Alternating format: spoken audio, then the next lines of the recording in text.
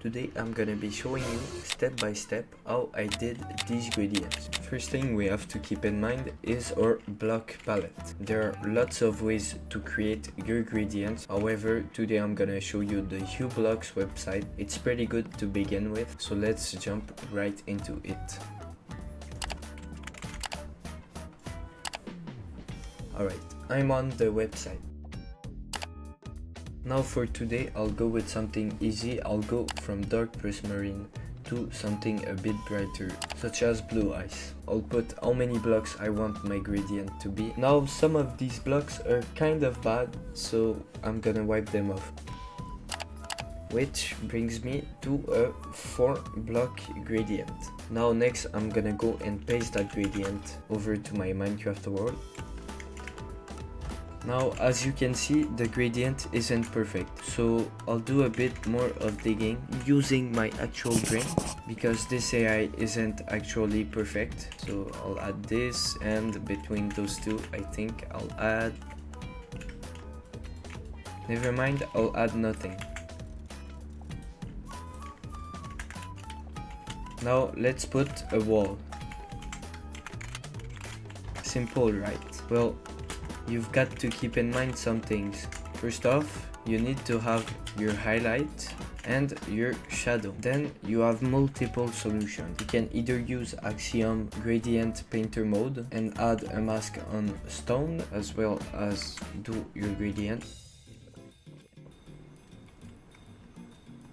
And just like that, it's complete. Then take a shovel and put a slash ripple tool on it and mix the blocks,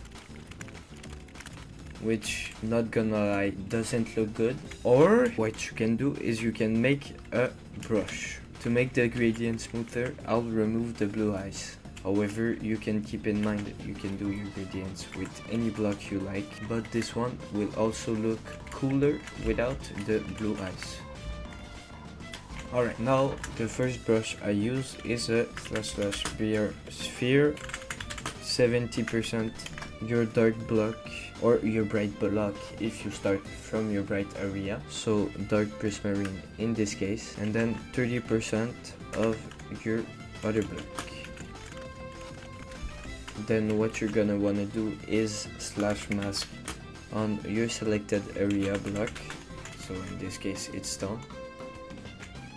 I'll start with this. Now then I'm gonna remove the first block, so the darker block, and I'm gonna have the second block, the 30% block at 70%, and then add the next block with, of course, 30%.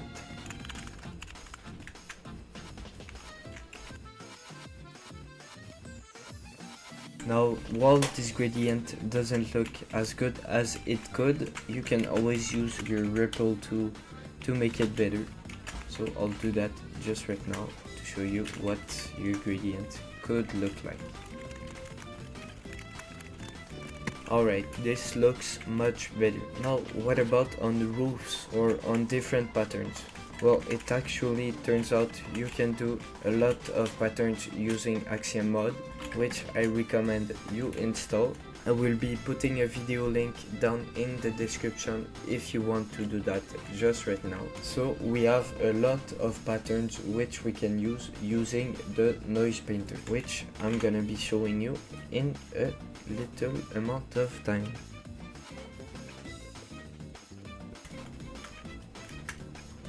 So here is your regular simplex pattern. However, you can experience with a lot more of these patterns. As you can see, there's something like that. If you want to do a stone wall like that, this one's also good. White is pretty bad, not gonna lie, and splatter is white. And what your threshold does is basically give you a lot less of dark zone. As you can see right now, there's a bit of dark zones, and when I remove it, there's more dark zone. So here, as you can see, here is the Voronoi edges pattern. Here's the Whirly pattern. It's the same thing but less messy. And here's the splatter pattern. Next, for the roofs. Alright, now here's our roof. What you wanna do is start with those highlight zones. I'm gonna modify the time of the day so it's easier to understand.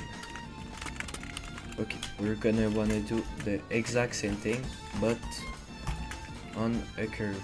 So what I'm gonna do is I'm gonna exactly this and do the exact same thing. It's kind of a repetitive pattern, which makes it easier but also makes your brain fry.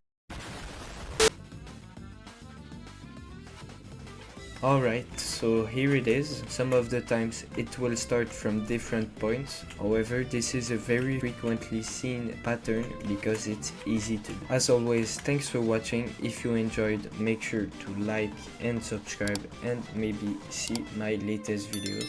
Anyway, I'll see you guys on the next one. Peace out.